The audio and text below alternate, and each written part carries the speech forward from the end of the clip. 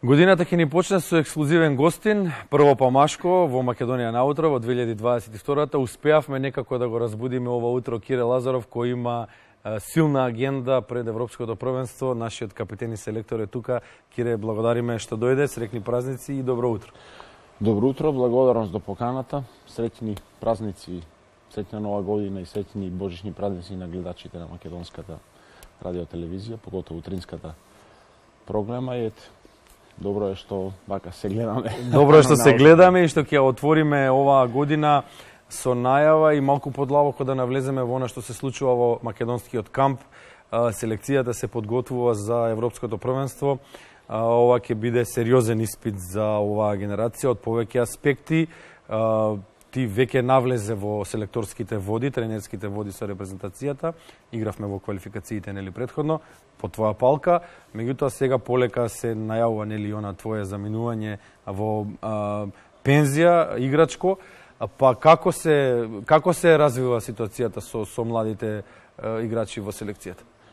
Па добро, ние успеавме да се пласираме на Европското првенство, што ќе се одржи во јануар годинава во Унгарија и во Словачка. Имавме успешни квалификации, успеавме да победиме на голема селекција која што е Данска, да имаме и успешни настапи против Швајцарија и против Финска и така као второ пласирани со максимален број на бодови во историјата на сите квалификации што ги играме да се пласираме на тоа Европско првенство. Треба да знаеме дека полека, но сигурно ја правиме таа промена на генерација. Ја зборуваме веќе подолго време. Меѓутоа време беше да се случи. Пред зидот каде што мораме да ја направиме. А од друга страна, ние сме, така да кажам, ајде не постарите, поискусните, еден супорт, каде што не би требало да дозволиме да не го одржиме тој континуитет на пласма на големи надпреварувања. Тука сме јас, тука е Миркуловски, тука е Столе Стоилов. Добро, Николче не го оставам од тие повозрастните, мислам дека он ќе трае можеби повеќе и од мене. Таква му е позицијата. Затоа што е поголем професионалец од сите нас. И многу дисциплинирано и многу стратегиски, она како би рекло со усул ја правиме таа промена на генерации. Многу е специфично, ние можеби требаше и порано да ја направиме, но меѓутоа знаете како е кој ќе дојде Европско првенство, светско првенство. Ние сме таква држава каде што не зафаќа еуфорија, викаме чекај да видиме што имаме, како имаме, од тие поискусните, постарите. Сега ме мајката удри ќе ги победиме сите и така натаму. Но меѓутоа све е во животот стратегија, све е план и ние полека треба да го правиме тој план, затоа и јас инсистирам на секој совир да имаме, дури знаат и од федерацијата и да ми замерат во наводници на шала, да имаме поголем фонд на играчи каде што би биле присутни за да може да се пополека да се прилагодуваат на системот што ќе го играме во периодот што следува. Никогаш не знаеш кој ќе стане играч. Никогаш не знаеш, што ги имаш на поготово тие располагање. млади категории. Ке нив е како поминува од година во година све е менливо, треба добро да се пратат. Битно е да играат во добри клубови, треба да имаат индивидуален тренажен процес, исто да бидат професионалци, за да може да станат еден големи играчи кои што би служиле на Македонија и на националната селекција. Ќе завршиме со природниот тек на смената на генерациите на крајот на овој разговор, а сега само да напоменеме почитувани гледачи дека линиите се отворени. Две книги од автобиографијата на Кире Лазаров се тука во студиото. Најбрзите двајца ќе добијат по еден примерок, ќе оставите име, презиме и ваш број на телефон се разбира и ќе ве побараме потоа за да го направиме примопредавањето. Кире, ќе зборуваме и за книгата, меѓутоа претходно за Европското првенство. Пеколен распоред, жестока група. Да, победивме против Данска во квалификациите, но потоа одигравме уште еден надпревар против данците, сега ќе играме уште еден. Прво ни доаѓа на Мегдан Словенија. Тоа е најтешкиот испит за оваа генерација сега, во ваков состав. Па видете, јас во едно интервју пред неколку дена кажав, ние секој имаме јаки противници. Штом сме учесници на Европско или светско првенство, не треба да очекуваме дека противниците ќе бидат слаби. Напротив, ние треба да го дигнеме нашето ниво и работиме на тоа. Доста кажавте за Словенија, за Данска, па и Црна Гора, која што е една репрезентација, како да кажам, многу опасна, со многу добри индивидуалци кои што играат во големи клубови во Европа, а се нивна база, имаат главни улоги во нивните клубови. Но се навратиме на Словенија. Не сакам да давам и да трошам време да им давам комплименти на нивната репрезентација, на нивната нација, не само за ракомет, него тоа е спортска нација, на помала држава од нас, каде што имаат успеси во колективните спортови, како одбојка, како кошарка, како фудбал и така натаму. Нивните играчи. Во најтешките спортови, па и ракометот спаја меѓу тие ракометот, спортови. они секој се на врвот. Они на последното европско првенство 2020 беа полуфиналисти. Со самото тоа што беа полуфиналисти, доволно кажувам колку се и јаки. Тоа е нашиот прв испит.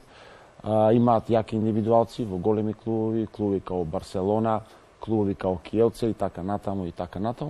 Но меѓутоа имаме и ние своји дути. Затоа се спремаме, затоа го трошиме времето, затоа трениравме од 22 декември. Во спортот никогаш не се знае.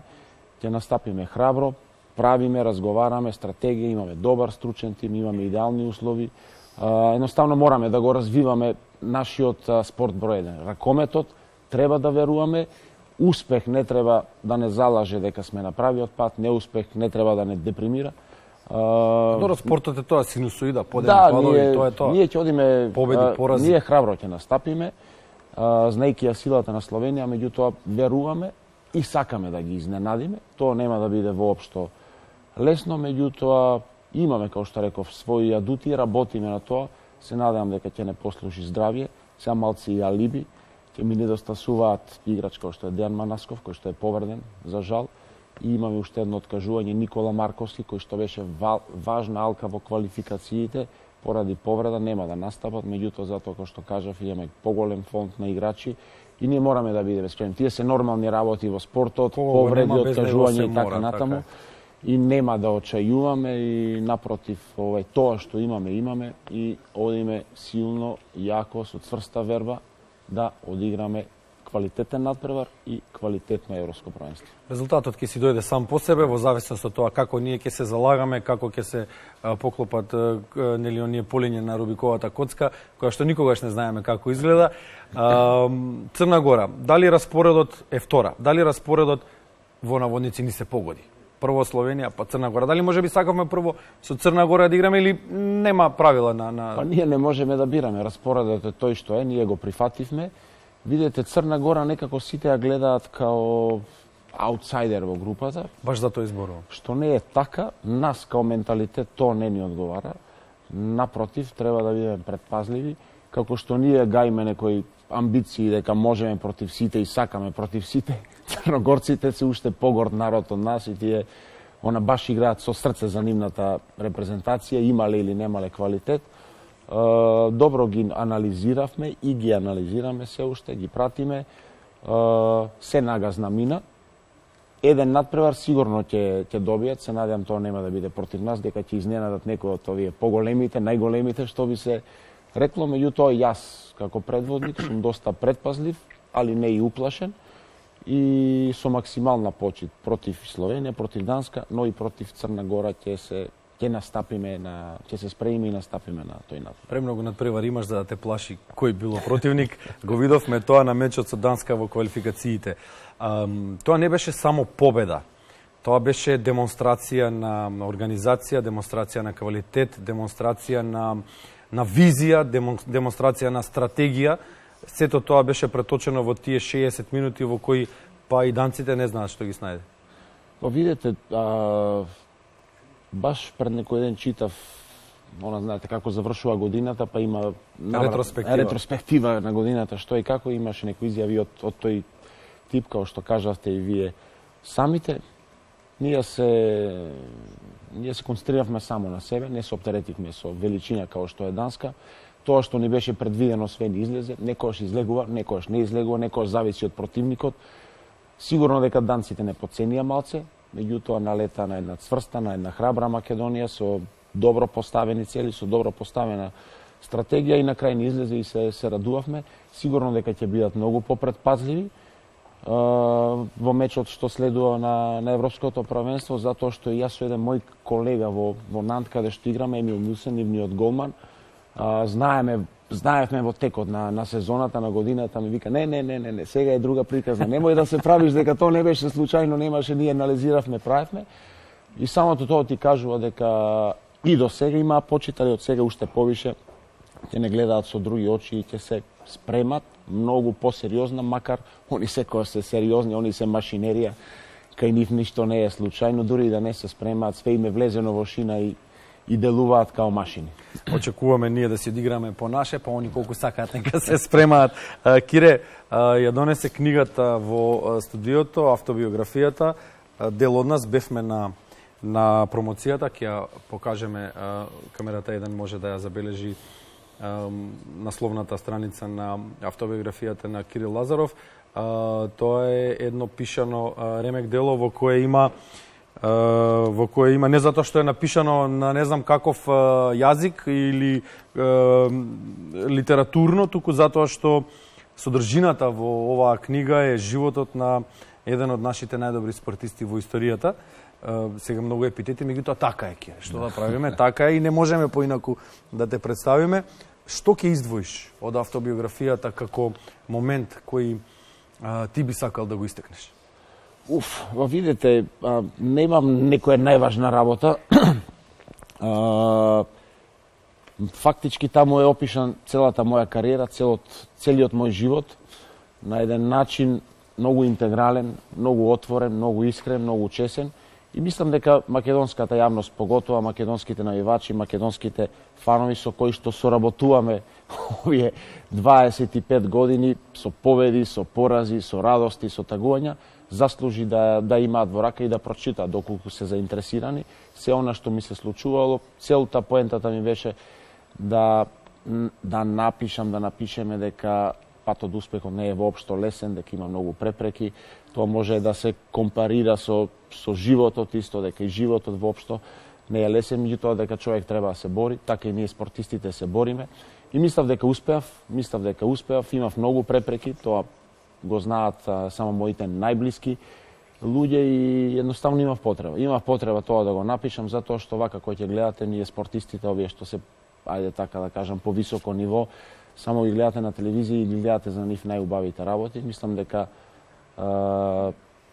треба нашата јавност да знае, што викате, и другата страна на медаљата, дека тоа не е воопшто лесно, дека треба да биде жртва, да се посвети за нешто да успееш. Јас се посветив и се уште се посветувам и дека секој ден е нов ден, треба да знаете да живеете со победи, треба да знаете да живеете со порази и да останете нормален. И кога сте најдобри, да се остане нормален, и кога сте најслаби. Да, тоа е најточната дефиниција за човекот. Треба да остане нормален, да не мудри славата, парите во главата. И обратно, да. Така е. Сега, оваа книга, оние што ја имавме прилика да ја прочитаме, е многу искрена. Во книгата има и многу критики. Например, за Балич. Односно, не е тоа критика, туку тоа е видување на Кирил Лазаров. Да. Сега го издвоив, нека ми прости. Меѓутоа, тоа име беше прво што ми дојде. Беше ли лесно да се решиш толку искрено да настапиш? Многу од големите звезди прават маркетинг, прават пропаганда, го представуваат својот живот како идила. Меѓутоа, ова е многу искрена книга. Беше ли тешко да бидеш искрен? Па не, јас од кога тргнавме да ја правиме автобиографијата, едноставно за време на ковид може и таа цела ситуација малце ми помогна да се концентрирам само на помирен, да може да размислуваш, да враќаш назад што се случува и така натаму. Меѓутоа мислам дека едноставно како одевме година по година, настан по настан, ми доаѓаше она од внатре и тоа што е напишано, тоа е така. Значи воопшто немав некоја дилема после напишаното и после прочитаното дека треба да се смени, напротив. И затоа мислам дека е квалитетна автобиографијата, каде што многу честно, многу искрено, едноставно напишав све што имав да кажам за мојот живот и за мојата спортска кариера. Во книгата е опишан целиот животен тек досегашен на Кирил Лазаров. Прикажани се многу интимни моменти од твојот семеен живот. Како реагираше семејството, фамилијата на она што го раскажа? Филип Лазаров реагираше супер, особено на промоцијата. Да. Тој е секогаш ведар и насмеан. Меѓутоа како семејството реагираше? Па мислам дека реагира позитивно, многу мирно, меѓутоа едноставно само ги потсетив на моментите што се случувало, така да и они се потсетија на она што се случувало. Мислам дека ретко заборавив некоја работа да ја истекнам, али 90-95% е кажано све, па дури и за фамилијата што она ни се случувало во изминатите 20 години. Протагонистите се сигурно задоволни, тие што се со тебе во истиот кош. Ќе видиме антагонистите дали ќе бидат задоволни. На англиски ќе излезе книгата, се подготвуваше, дали е подготвена или? Значи има македонско издание, има српско издание за регионот, за Балканот, има доста интерес. Идејата е таму после Европското првенство, почетокот на февруар, за време на февруар да излезе и англиско издание, затоа што веќе доста се испромовира. Па највише, па имаме доста побарувачка, па и од французите, и од шпанците, видите, мојата кариера. Тоа го чекаме. Доста има заинтересирани луѓе, фанови, јас имам фанови низ цела Европа, низ цела свет и ќе направиме. Значи имаме идеја и ќе го оствариме. Тоа можеби нема да биде некој тираж, меѓутоа мислам дека вреди да се направи и англиско издание и ќе го направиме тоа после завршувањето на Европа. Добро, од побарувачката зависи каков ќе биде тиражот, меѓутоа најважно е оние што навистина ја сакаат книгата тие да ја прочитаат. Кире Лазаров, ќе му земеме уште малку време и ќе продолжиме со, ги спомена французите, клубската сцена. Сега тоа е едно прашање кое е малку неблагодарно. Секоја година, да, оваа ќе биде последната на Кире сезона, оваа ќе биде последната сезона на Кире, меѓутоа годините врват, дали Кире ја игра последната клубска сезона? Па, јас стварно не знам што треба да се случи за да ја променам одлуката. Од друга страна се чувствувам добро, меѓутоа да имам некоја голема желба сега да се борам за да продолжам. Не, напротив, посакувам и као играч да имам квалитетно, не само као селектор, квалитетно европско првенство. Знаете, европското првенство е сцена. Од една страна посакувам, од друга страна се плашам. Да не излезе некоја понуда што не можеш да ја одбиеш, да се нашалиме малце. Да. Али мислам дека да, тоа би требало да биде ова моја последна сезона. Меѓутоа никогаш не велете никогаш. Не сакам да ветам нешто а да не го остварам, али човек треба да знае кога треба да се повлече. Мене ми е драго што еве во моја ова во наводници последна сезона се уште сум ниво на клубски план, помагам, допринесувам на мојот клуб Нант во победите. Еве успеавме да освоиме и трофеј. Првиот. Да. Ти веќе го заборави ја сам да се попадам пред да дојдам. Так, тоа ми е драго што сум важна алка се уште од клубот, каде што имам улога, ајде не главна, меѓутоа еден од главните, додадена вредност сум и тоа ми беше важно. Значи да не ме запамтат, еве овој беше важен, беше легенда, па да му дадеме уште 1-2 години договор, нека поигра, ќе го чуваме како украс, не, напротив, допринесувам и таков ми е карактерот, се надам и до крајот на сезоната за све она што направи Нант као клуб за мене, дека ќе им возвртам на достоен начин као што и сами заслужуваат. Добро, онаа бомба во полуфиналето од Лига Купот, ја паметиме, можеби клучниот гол во финишот. Кире, те присетив малку. Да. Кире, како после критика. Па рано е, знаеш како утринска програма. Кире, како е за човек кој има четворка во годините напред, како е да се одржува на толку високо ниво, на жртва ли е таа посветеност? Посветеност е точно, меѓутоа дали е жртва? Не ми е тешко воопшто. Значи мене, јас да престанам со тренинг, ќе ми фали тренинг. Значи јас и кој ќе завршам, мислам дека 3 до 4 пати дневно ќе морам да имам физичка активност. Вчера вечерта разговараме во националниот тим со стручниот штаб, малку се анализираме. Имаме играчи што немаат се уште четворка, јас сум единствениот што имам четворка напред, но меѓутоа имаме 3-4 играчи што се 18, па одземавме и додававме 40 плюс 11. На Дигитрон тешко беше да се прерачуна, али знаете како, кога сте со младите се подмладувате и јас сум, како да ви кажам, едно големо дете. Сериозен човек во години, меѓутоа едно внатре во себе едно големо дете и така и се однесувам, така и се чувствувам, мислам дека тоа ме држи во така да бидам витален и да не ми е тешко и да играм и да тренирам и да ги извршувам тие секојдневни професионални обврски што ги имам. во овој тесен круг тука што се гледа на камерите, си во ист круг со луѓе кои што мислат за човек кој што мисли дека не треба никогаш да порасне. Не треба никогаш да пораснеме, треба да останеме она што е нашето јадро, нашата нитка. Сега Кире, дали младите го прифаќаат стилот, начинот, не си строг, меѓутоа си ригиден во она дека мора да се биде професионалец. Па тоа не дали го прифаќаат? Тоа не е уствари најголемиот проблем. Мене ми е драго што имаме многу играчи сега од репрезентацијата што играат во Македонија и во македонските клубови.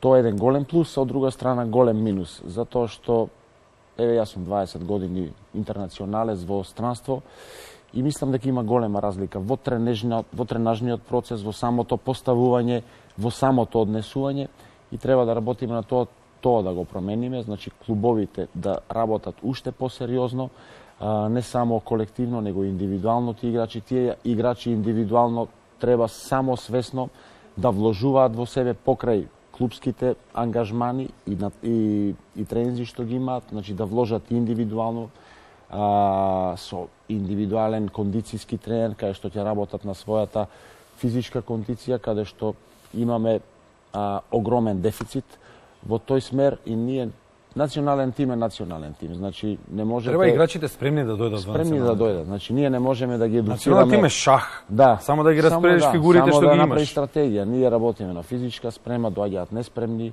работиме на техника, работиме на некои индивидуални работи, едноставно. Националниот тим треба да дојде готов репрезентативец, како што доаѓаат данците, каде што им се доволни 4-5 дена да влезат во шина и да го спроведат она што е замислено. Ние тука многу време губиме. Имаме лоша инфраструктура, кога е зимски период, немаме грејење во салите, значи нашата сезона се сведува во македонското правенство, каде што треба да трае 11 месеци и да има тренажен процес, кај нас е сведено на 7 до 8 месеци, каде што клубови профитираат за да не даваат месечни примања, го користат ладното време и негрењето на салите. На тие работи треба да работиме доколку сакаме да имаме квалитетни национални тимови и не само во ракометот, зборам и за кошарката и за одбојката, ајде фудбалот се игра на отворено, али треба да се поработи затоа што квалитетен тренажен процес е квалитетен тренажен процес. Значи секој изгубен тренинг и националната селекција оди едно ниво подолу и тие проблеми што ние се бориме и треба да размислуваме за војнина да ги поправиме ако сакаме да се гордееме како што сме се гордееле до сега. Тројцата мускетари кои што се приклучија најдоста на репрезентацијата, кои што дојда од клубските обврски, значи од клуб во авион, од авион во сала кај репрезентацијата. Тие треба да видат заедно со тебе, нели, доказ и показател како треба да се однесуваме кон национални играчи. Тие се германци, тие се машинерија, како да ти кажам. Иако се приклучија подоцна поради нивни клубски обврски, меѓутоа се гледа уште на првиот тренинг дека се истренирани, дека се добро физички спремни, дека ментално се спремни и ќе им треба малце време само да се прилагодат малце на македонската атмосфера, да го сменат шипот и да влезат во систем. Природно некако дојде оваа смена, кажавме дека малку доцниме, и во другите репрезентации, она што го гледаме кај французите, кај данците, кај сите, некако од теренот се префрлаат играчите на клупата, кај швеѓаните. И тоа е, ако се најде меѓу играчите некој кој што може да го пренесе на играчко знаење, тогаш треба да се искористи неговото присуство. Кога се собравте на првиот надпревар во твојата улога како селектор, едноставно бевме не знаевме кој ќе влезе во игра. Од вас имавме една репрезентација на терен, една на клупата. Колку е тешко или лесно сето тоа да се искоординира? Видите, мене ми е чест и задоволство и ние сме без разлика дали ќе имаме успешно или неуспешно правенство, што успеавме да формираме еден стручен штаб на легенди. Значи зборам за Филип Миркуловски, за Бранко Ангеловски, за Ацо Јоновски, за Билјана Црвенковска и така треба да биде. Значи, тие имат многу поминато во своите кариери, можат да допринесат и допренесуваат и мене ми е олеснување као селектор и као играч да имам таков квалитетен стручен штаб. Знаете, има тренери, јас имам искуство кои што се плашат од квалитетна, ај така да кажам, конкуренција. Не, напротив, јас сакам да имам квалитетни луѓе. Квалитетни луѓе сакам да имам, знаат, сугестија, совет, нешто ќе заборавиш, ти си човек од крв и месо, мене ми е драго, не треба да го прешируваме сега за сега, многу сме. Имавме еден момент сега во Маврово на припремите, вирус малце ги фати 7-8 играчи, што е нормално во овој временски период. На еден тренинг имавме повеќе стручен штаб од што имавме играчи, па се шалевме со Ацо Јоновски, кој се уште во добра физичка кондиција, дури едно време и она, да, ќе влезам, нема проблем, а не сум на списокот на 35, тоа е твоја грешка, не може, иначе би помогна, така да направивме некоја шала, но меѓутоа мислам дека имаме квалитетни тренери, квалитетен стручен штаб, што ги препознава и Европа и светот како ракометни имиња во минатото.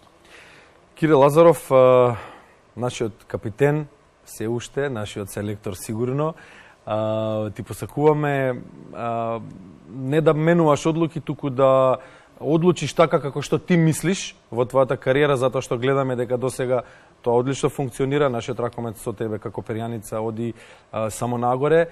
Ти благодариме што издвои минути ова утро во полниот распоред, една честитка за гледачите на македонската телевизија за новата година и една најава за Европското првенство. Па ништо, еве, уште еднаш да им посакам многу здравје пред све на цела Македонија, на сите граѓани на Република Македонија.